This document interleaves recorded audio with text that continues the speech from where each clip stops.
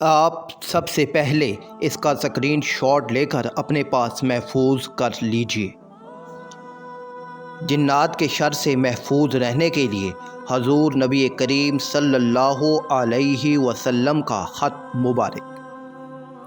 سیدنا ابو دجانہ رضی تعالیٰ عنہ فرماتے ہیں کہ وہ ایک مرتبہ آپ صلی اللہ علیہ وآلہ وسلم کے پاس حاضر ہوئے اور عرض کیا کہ یا رسول اللہ صلی اللہ علیہ وآلہ وسلم، آج رات میں نے ایک آواز چکی کی آواز جیسی سنی جو کبھی مکھی کی بنبناہٹ کی صورت میں سنائی دیتی تھی اور بجلی جیسی چمک دیکھی۔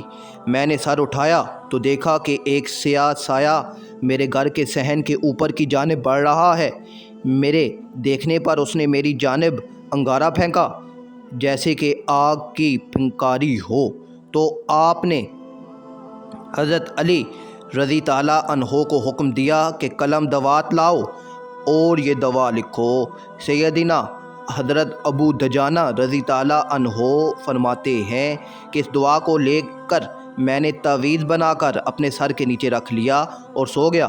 پوری رات جن کے رونے کی آواز آتی رہی اور کہتے ہوئے سنا کہ ہے ابو دجانہ رضی تعالیٰ عنہ، تم نے مجھ کو اس تعویذ سے جلا دیا، اسے ہٹا لو۔ میں وعدہ کرتا ہوں کہ آئندہ کبھی میں تمہارے گھر بلکہ تمہارے پڑوس میں بھی نہیں آؤں گا، اور نہ ہی اس جگہ جہاں یہ تعویذ ہوگا۔